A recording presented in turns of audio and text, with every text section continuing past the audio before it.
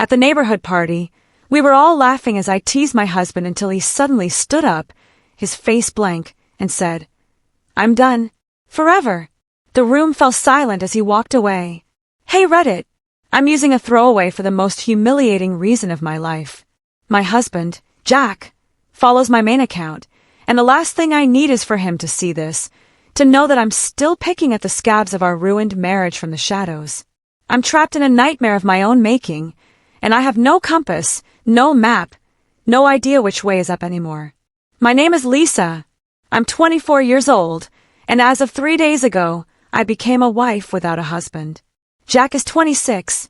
We've been married for 3 years, a blink in the grand scheme of things, but we've known each other since the chaotic, hopeful days of college. I never, in my wildest, most anxious dreams, imagined it would end like this, on a neighbor's manicured lawn, under the cheerful twinkle of fairy lights, with the taste of cheap wine and my own cruel words sour on my tongue. It's so easy to say it all started with a misunderstanding. It's a clean, simple excuse, but that would be a lie. This didn't start with a misunderstanding. It started with a slow, insidious erosion of my character, a careless series of actions fueled by a deep-seated insecurity I was too proud to acknowledge. I apologize if this is messy, if my thoughts spiral. I'm writing this through a haze of tears and a profound, gut-wrenching confusion that hasn't lifted since he walked away.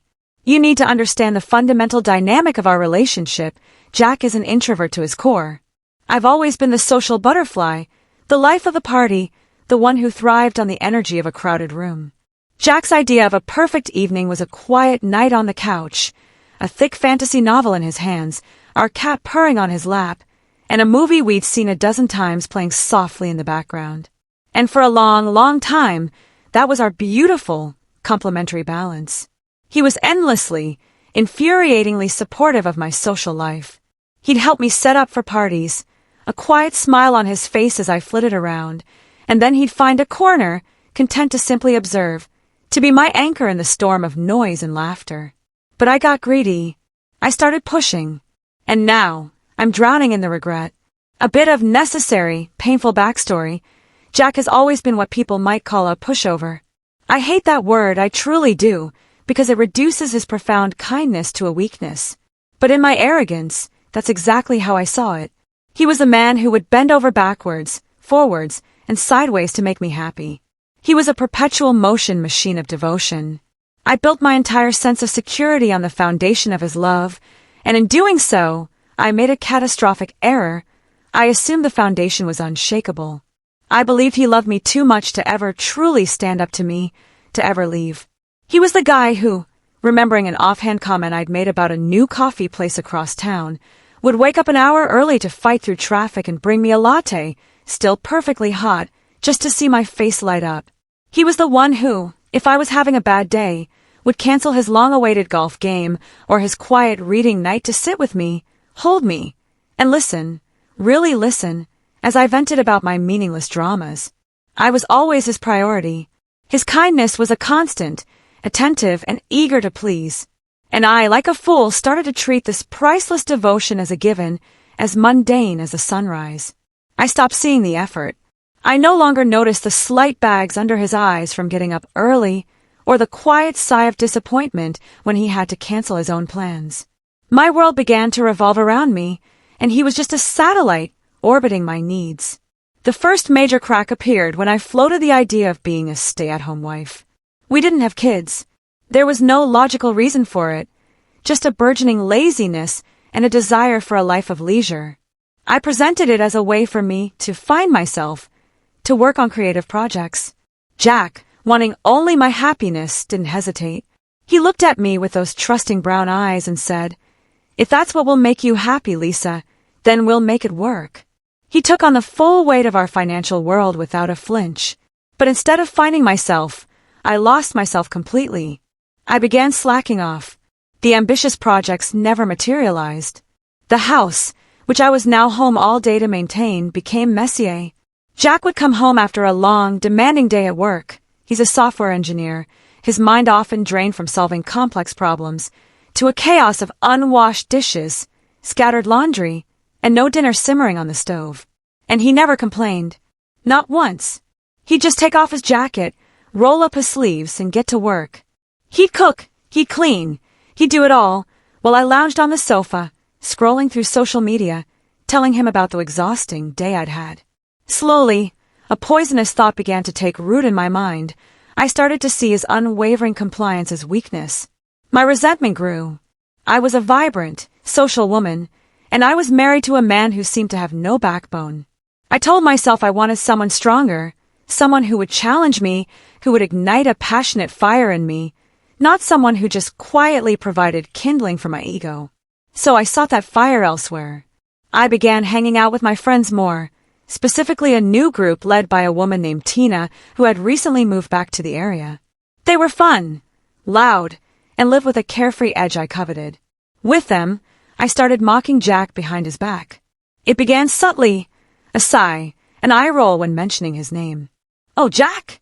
He's just at home, probably folding my socks or something." They'd laugh, and the sound was like a drug. They'd egg me on.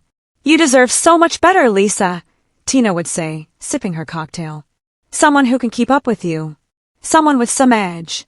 The more I distanced myself, the harder Jack tried to hold on. It was a tragic, desperate dance. He'd surprise me with gifts. A necklace I'd pointed out in a magazine months ago, a first-edition copy of my favorite book. He'd plan elaborate, romantic dinners, candles flickering, my favorite meal prepared from scratch. He'd talk about our future, about the children we might have, about the house by the lake we'd always dreamed of. But I had already checked out. His gifts felt cloying. His dinners felt like obligations. His future felt like a prison. I didn't want to be idolized. I wanted to be desired with a wild, unpredictable passion. I started flirting with other men at bars, enjoying the dangerous, electric thrill of the attention. Jack noticed. Of course he noticed. I saw the pain flash in his eyes. A quick, silent wince, but he never said a word. He just tried harder, believing with every fiber of his being that if he could just love me enough, he could fix whatever was broken inside me. As my respect for Jack dwindled, so did the respect of our so-called friends. It wasn't just the jokes I made, it was my entire demeanor towards him. In group settings, I'd roll my eyes when he tried to contribute to a conversation. I'd cut him off, my voice dripping with condescension. "Oh, Jack, you wouldn't understand. It's not one of your fantasy novels." Our friends, taking their cue from me, followed suit. Make jokes about him being whipped, about how he was Lisa's loyal golden retriever. And Jack, the eternal peacemaker, would just laugh it off, a tight, strained sound. He'd hide the hurt behind a smile and say, "As long as my girl is happy, that's all that matters." I saw the flicker of pain. I saw it, and I chose to ignore it. I was too addicted to the validation of my new friends, too enamored with my own reflected image in their eyes. Jack's own friends, the few good ones he had from college, began to distance themselves. They couldn't stand to watch it. I overheard one of them, Mark, talking to Jack in our garage one night. "Jack, man, you deserve so much better than this. She's walking all over you. You need to stand up for yourself." And Jack, my loyal, foolish Jack, defended me. "She's just going through a phase, Mark. She's figuring things out. I love her. I can handle it." The more he defended me, the weaker he appeared in my eyes, and the more I, and everyone else, lost respect for him. It was a vicious, self-perpetuating cycle, and I was the one spinning it faster and faster, with no idea how to stop, or even if I wanted to. I plunged deeper into my new social circle, a world that celebrated my worst impulses. Jack, in response, withdrew. He buried himself in his work, taking on extra projects and working late hours. He became quieter, more reserved, a ghost in his own home. When we did go out together, he'd linger in the background, a silent observer, letting me have the spotlight. I was too self-absorbed, too caught up in the drama I was creating, to notice the light in his eyes was fading. Looking back now, from the stark, lonely confines of my childhood bedroom, I see the brutal, unvarnished truth. I was unfair, cruel, and emotionally abusive. Jack was a kind, loving, profoundly good partner, and I took him for granted. My own cavernous insecurities and my bottomless need for external validation drove a wedge between us, and I actively pushed away the one person who loved me unconditionally. There are so many specific moments that haunt me, scenes that play on a loop in my mind when I try to sleep. Since I feel the need to purge this, to confess it all, I'll share a few. It started months before the final, fateful neighborhood party. It was a Friday night, and Tina had invited me out for a girls' night. It was supposed to be a casual dinner, but as always with Tina, it quickly escalated into a marathon of bar hopping and dancing. Jack, ever the supportive husband, not only encouraged me to go but pressed an extra $200 into my hand.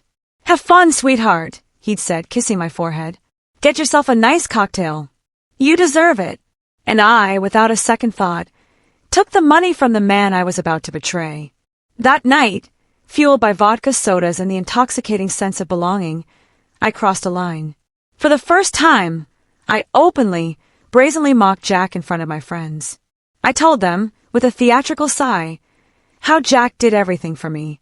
I imitated his quiet voice, made fun of his meticulous way of folding laundry, and laughed about how he let me be a stay-at-home wife. "He's like my own personal butler," I slurred, and the table erupted in laughter. Tina clinked her glass against mine. "Queen, you've trained him well." The attention was a surge of power, momentarily overshadowing the tiny, nagging voice of my conscience. The next morning, I woke up with a pounding head and a soul-deep sense of shame. Jack, as was his ritual, had made me a full breakfast: eggs, bacon, toast, and a tall glass of water with a lemon wedge, just how I needed it after a night out. He asked me how my night was, his voice gentle. I gave him a vague, dismissive answer, unable to meet his gaze. I saw the concern in his eyes, the unasked questions, but he didn't push. He just squeezed my hand and said, "I'm just glad you had fun. I love you." The guilt was so acute it was physically painful. But then, in a defensive pivot I've now come to recognize, it twisted into irritation. Why does he have to be so nice? Why can't he just be angry? I brushed him off, complaining about my headache, and he quietly cleared the plates, the ghost of a smile still lingering. This pattern repeated over the next few weeks. I went out more, my absences from our home becoming the norm. Jack grew visibly tired, the circles under his eyes deepening, but he never wavered in his outward support. Our conversations became transactional: bills, groceries, logistics. The easy laughter and shared dreams were gone, replaced by a thick, uncomfortable tension.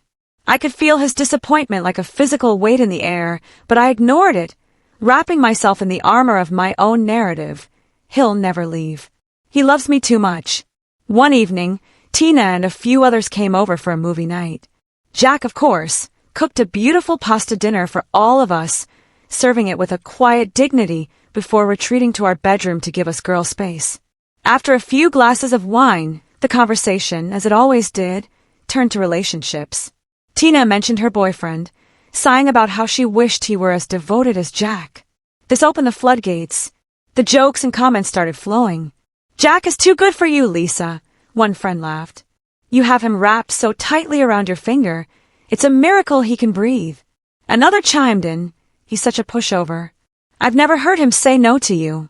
Emboldened by the alcohol and the perceived admiration, I joined in. I mocked his quiet habits, his love for bird-watching on weekends, the way he'd sometimes get so absorbed in a book he'd forget to eat. I even said, my voice dripping with a mockery I now cringed to remember, "I swear I could probably tell him to jump off a cliff, and he'd just ask me how high, on the way down."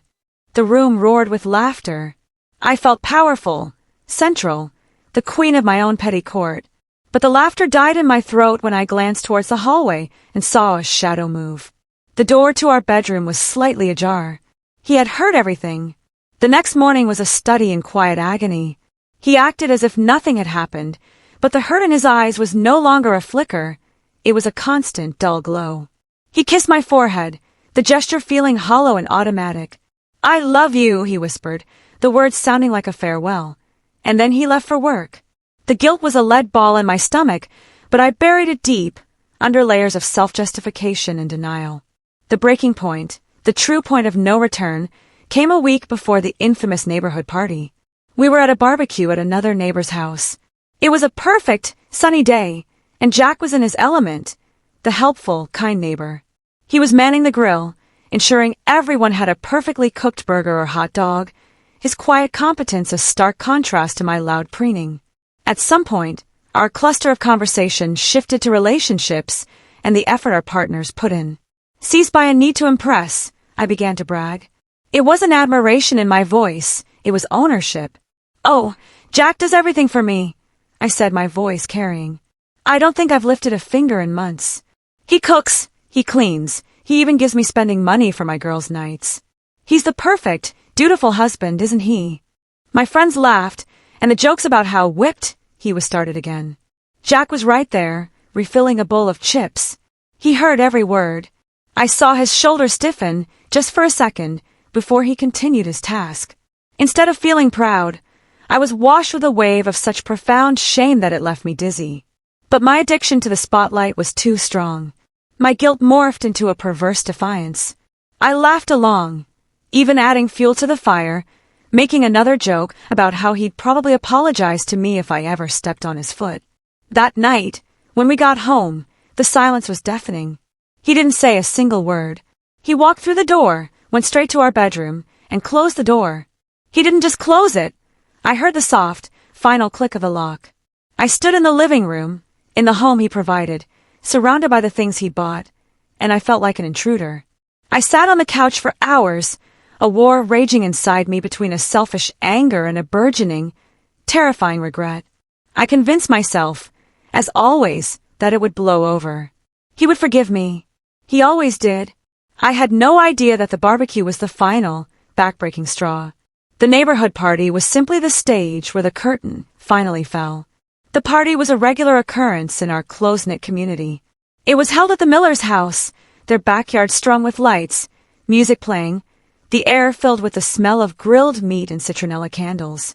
Everyone was there. Jack, ever the gentleman, was once again helping at the grill, a role he seemed to adopt to have a purpose, a shield against the aimless socializing. I was with Tina and her cohort, a glass of white wine in my hand, already feeling its warm, loosening effects. As the night wore on, the conversation, like a record stuck in a terrible groove, turned to our husbands. My friends, knowing our dynamic, began their familiar routine. "You are so lucky, Lisa," one of them said. "I wish my husband was half as devoted as Jack. He actually listens to you." Feeling tipsy, and needing to reclaim my status as the ringleader, I took the bait. I laughed, a loud, brash sound that grated on my own ears. "Oh, come on, it's not luck. Jack just knows what's good for him. The man never says no. I think his yes reflex is permanently stuck on." I took a sip of wine.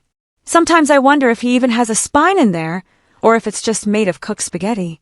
The laughter from my friends was like a physical force, pushing me further. They egged me on, and I continued, each joke sharper, more demeaning than the last. We were laughing uproariously, a cacophony of cruelty, when I felt the atmosphere shift. I turned. Jack was standing about 10 feet away, frozen. He wasn't holding a plate of food or a drink. He was just standing there, pale as a ghost, his expression completely blank. It was the absence of any emotion that was the most terrifying thing I had ever seen. The laughter died in my throat, choking me. He didn't yell. He didn't storm over. He just walked towards our table with a slow, deliberate calm that was more frightening than any anger could have been. He stopped right in front of me. His eyes, usually so warm and soft, were like chips of cold flint. "Lisa, we need to talk." "Now," he said, his voice low, flat, and utterly devoid of the love that had always colored it when he spoke my name. A nervous titter escaped from one of my friends, but it was quickly silenced by the intensity of his gaze. The entire party hadn't gone quiet, but our little bubble had. I could feel dozens of eyes on us. Flustered and embarrassed, I stood up. "Jack, not here," I hissed, trying to regain some control. He didn't respond.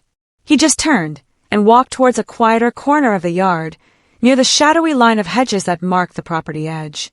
I followed, my heart hammering against my ribs like a trapped bird. "What is your problem?" I whispered fiercely when we were out of immediate earshot, my defensiveness rising like a shield. He looked at me, and for the first time, he didn't look hurt. He didn't look sad. He looked resolved. "I'm done, Lisa," he said, his voice still eerily calm. I actually let out a short, disbelieving laugh. Done? Done with what? The party? Fine, we can go home.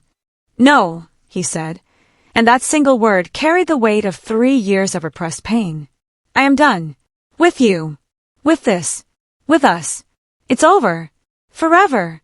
The world tilted. What? Jack, don't be ridiculous. You're overreacting. I was just joking around. Joking, he repeated, and a flicker of the pain I was used to seeing finally showed. For 3 years, it's been a joke. I'm the joke. I've stood by while you've systematically dismantled me, piece by piece. I've listened to you mock me, belittle me, and disrespect me to anyone who would listen. I thought if I loved you enough, you'd remember the man you fell in love with. But you don't even see me anymore. You just see a punching bag. That's not true. I protested, tears starting to well in my eyes, but they were tears of panic, not of remorse. It is true, he stated, his voice gaining a sliver of steel. And I'm done. I'm leaving. And you are not coming back to our home. Our home. I cried, my voice rising. It's my home, Lisa, he said, and the finality in his tone was absolute. The deed is in my name. I paid for it with my job, the job I worked to support a lifestyle you used to mock me. Your things will be on the porch in an hour. I suggest you arrange to pick them up. With that, he turned and walked away. He didn't look back. He just walked straight through the party, past the grill, past the groups of chatting neighbors, and out the front gate. I stood there utterly stunned. The hum of the party seemed to rush back into focus, but it was distorted, muffled. I could feel every single pair of eyes on me. Their expressions were a mix of pity, curiosity, and I'm sure, a fair amount of schadenfreude. They might not have heard the words, but they had seen the play, the confrontation, the stone on his face, my devastation, his exit. The story was clear. Humiliation burned my cheeks, hotter than any fever. I hurried after him, my heels sinking into the soft grass, but by the time I stumbled out to the street, his car was already gone. I half ran, half walked the 2 blocks to our house, my mind a screaming void. When I got there, the porch light was on. And there, stacked in haphazard cardboard boxes and suitcases, was my life. My clothes, my makeup, my books, the framed photos of us from happier times. All of it, tossed unceremoniously onto the painted wooden planks. The front door was locked. I fumbled for my keys, but they didn't work. He had already changed the locks. I started pounding on the door. Jack! Jack, open up. This isn't funny. We need to talk about this. I begged. I cried. I screamed apologies and promises through the solid oak. I used every tool in my manipulative arsenal, every tone of voice that had always worked before. But it was as if he had simply shut down, become a fortress. I saw a shadow move past the peephole, but the door didn't open. He wouldn't even look at me. Jack, please. I sobbed, sliding down the door to sit on the welcome mat, my body racked with tears. His voice came through the door, not loud, but clear and firm, and it chilled me to the bone. Lisa, if you don't leave, I will call the police and have you removed for trespassing. And I knew, with a certainty that shattered my soul, that he was dead serious. The man I thought I knew was gone. In his place was a stranger with my husband's face, one who had finally found his limit. Defeated, I gathered what boxes I could carry, my arms straining under the weight. As I turned to walk down the driveway, I saw the curtains twitch in the house across the street. I saw a neighbor quickly look away from their window. Even my so-called friends, the Tinas of the world, none of them had followed me. None had come to help or offer comfort. They were just spectators to my public execution. I walked down the street, tears streaming freely, my makeup surely a ruined mess. I ended up at the small neighborhood park where Jack and I had sometimes walked on summer evenings. I sat on a cold metal bench, surrounded by my packed-up life, and called my dad. He answered on the second ring. Lise! Everything okay? I couldn't form words. All that came out was a broken, guttural sob. He was there in less than 10 minutes. He didn't say much as he loaded my boxes into his trunk. He just put a steadying arm around my shoulders and guided me into the passenger seat. On the drive to my parents' house, I choked out the story between sobs. He was quiet, but his knuckles were white on the steering wheel. He was disappointed,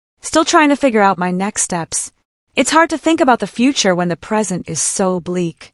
I've been applying for jobs, retail, reception, anything, but nothing has come through yet. It's discouraging, but I'm trying to stay hopeful. I still can't believe how fast everything fell apart. One moment I was on top of the world, surrounded by friends and a doting husband, and the next I was alone, my life in ruins. It's a lot to process, and I'm struggling to come to terms with it. Despite everything, I'm determined to move forward. I know I made catastrophic mistakes, and I'm willing to work on becoming a better person. But it's hard not to feel bitter. I gave so much of myself to those friends, and I took so much from my husband, and now I'm left with nothing. To those who have been supportive, thank you. Your kindness means more than you know. To those who have been harsh, I hope you never find yourself in a situation like mine. It's easy to judge from the outside, but it's a living hell when it's your life falling apart. For now, I'm taking things one day at a time. I'm focusing on finding a job, saving money, and eventually getting my own place. It's going to be a long, hard road, but I'm determined to get there. I don't need anyone's pity or judgment, just the strength to keep moving forward. Update 3. The divorce and the bitter pill. Hey Reddit, it's me again.